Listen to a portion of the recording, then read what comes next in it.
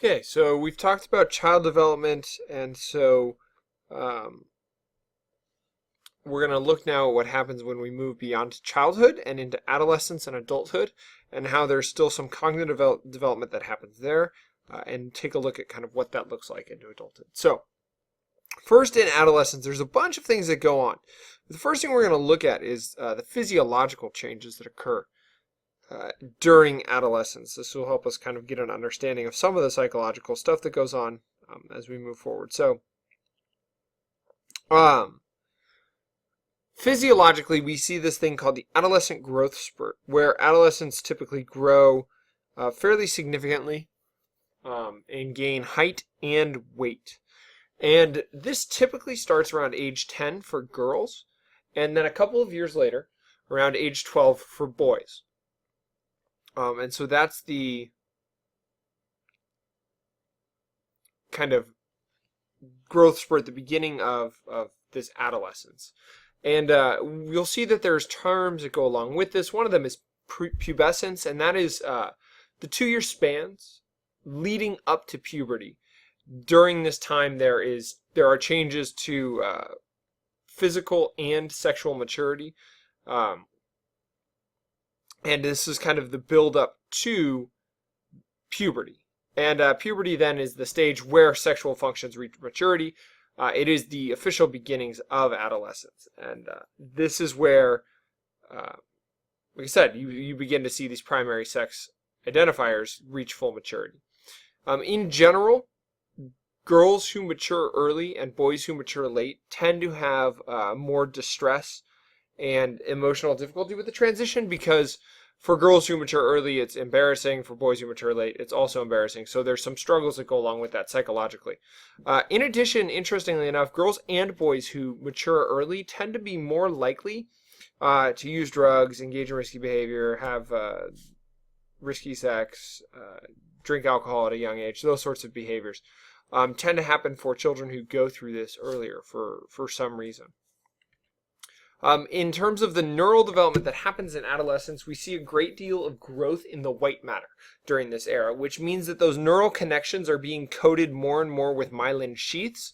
They're becoming more insulated, and thus theoretically they're strengthened. They become stronger. And at this time, we see most of the development of the brain is complete, except one thing we notice is the last area of the brain to develop and reach full maturity is the prefrontal cortex, and that's where a lot of our cognitive decision-making takes place. And there's a lot of thought that part of the reason why adolescents are more likely to engage in risky behavior is because their prefrontal cortex is not fully developed. Now, that doesn't explain everything, and psychologists caution us that that sometimes becomes a catch-all excuse for why teens do stupid things or why young adults do stupid things. But it's not that. It's just something that we notice. And so what we find out is that adolescents may be physically developed, they may reach full physical maturity, but they are not emotionally developed during this time. And according to Erikson, one of the main challenges, in fact, the main challenge of adolescence in this time period is forming a sense of identity. This is, and anyone, I mean, we can all recognize that for sure, that the time from your middle to high school years is difficult to find your sense of self and to figure out who you truly are. And so that, according to Erikson, is the biggest struggle in adolescence. And further research and theories proposed by James Marcia argues that there are 4 different identity statuses that people engage in and go through in their lives. And the first is identity diffusion, where it's just a general state of apathy. People don't really care much for their identity or think about where they're going. They just kind of are being. And that happens at a very young age, typically. And then there's identity foreclosure. And Marcia argues that this is when people prematurely commit to values, roles, visions of their future and who they want to be. Oftentimes, he suggests that we pick these up from parents and authority figures, and we think that that's what we want to be, but we haven't really thought too much about it. Another stage or another status is the identity moratorium, which is a time when we are kind of delaying commitment to experiment with different ideologies or alternative ideologies. So you could think of this as someone who maybe goes to college and thinks that, oh, I'm going to be a business major, would be identity foreclosure, right? I'm going to be a business major, that's what I'm going to do. But maybe when they get there, they change their mind and they're undecided, so they switch their major to undeclared. And they're just trying to take classes to figure out where they want to end up. That stage would be the identity moratorium. And then once they figured out which courses they want to take and what their major they wanted, that would be the identity achievement, arriving at a sense of self and direction. What do I want to be? Where do I want to go? And that is that identity achievement.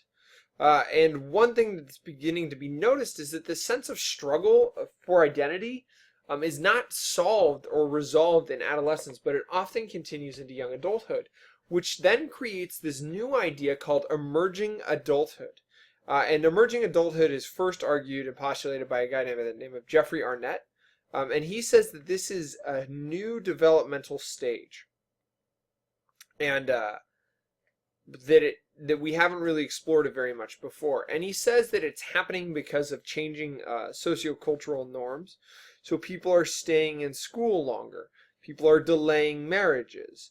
People are taking longer to reach that adulthood. And so there needs to be a bridge between adolescence and adulthood. And part of that is just different expectations for children and young adults and what they're expected and what society needs from them now versus what is needed from them in the past. And this time of emerging adulthood is really a time of confusion and stress for people in it. It can be, but it can also be good because it's marked by, according to Arnett, it's marked by this time where people don't feel like adolescents but don't really view themselves as adults. They have a hard time kind of self-identifying as adults or doing adult things in many ways. But it is a great time of optimism. They have the whole of the world at their hands. They can do anything they want with their young lives. The possibilities are essentially limitless at this age. There's nothing tying them down. They're young, they're confident, they're healthy in general. Those sorts of things are going on. It's a self-focused time of life where they are worried about themselves and where they are going. In many ways, it's a selfish time of life. And it's a period of identity formation. So those are 4 characteristics of March emerging adulthood. As we kind of move through young adulthood into adulthood, we see that personality in young adults tends to be a good predictor of personalities in later adults. There doesn't seem to be a whole lot of shifting in personalities in the adulthood. I mean, that's pretty much it. Who you are as a young adult, that personality pretty much stays with you the rest of your life. One thing that they have noticed is that the self-esteem kind of grows throughout adulthood. Eventually it peaks when people are about 60, and then it begins a slow, or maybe not slow, but it begins a process of decline as people age from 60 and beyond. Their self-esteem begins to go down. And what we found is that if you look at Erikson's model of personality development, the research really seems to show that he's pretty accurate with this understanding of how personalities develop throughout adulthood. So now we'll look at adulthood a little more closely, specifically in the family life, because most adults are getting married and raising families, and so this has a great impact and effect upon their personalities and their development. And so it finds that most newly married couples are happy. But what's really interesting is that it finds that 8 to 14% of newlyweds find themselves distressed, which is a shockingly high number for people who should, in theory, be very happy. But that's the case. One thing that they've noticed is over time, cohabitation before marriage has tended to increase more. That is, living together before getting married. The number of people who do that have increased. And so that's beginning to skew some data that we had on cohabitation. So there's still some information up in the air about whether or not that leads to higher divorce rates or healthier marriages. They're still not really sure because the data keeps kind of changing. So we're trying to hit a moving target with that. It also finds that most couples are happy to have children. They're excited about that possibility. But interestingly enough, when they have children, there's this kind of counter effect that children can wreak havoc upon the routines that humans are used to having and that newly married couples are used to having. And so, although children are welcomed and a blessing quite often, they are also viewed as causing many, many problems. Specifically, we find that parents have lower marital satisfactions compared to non-parents if they're measured against comparable couples. And that's just because children tend to be a little bit disruptive in terms of marital satisfaction. It takes time away from your spouse and towards children. And this is not true for everybody, by the way. I should definitely specify this. This is not true for everybody, but it holds, data shows a little bit of a pattern across what the research we have. Mothers of infants tend to have the steepest decline in marital satisfaction.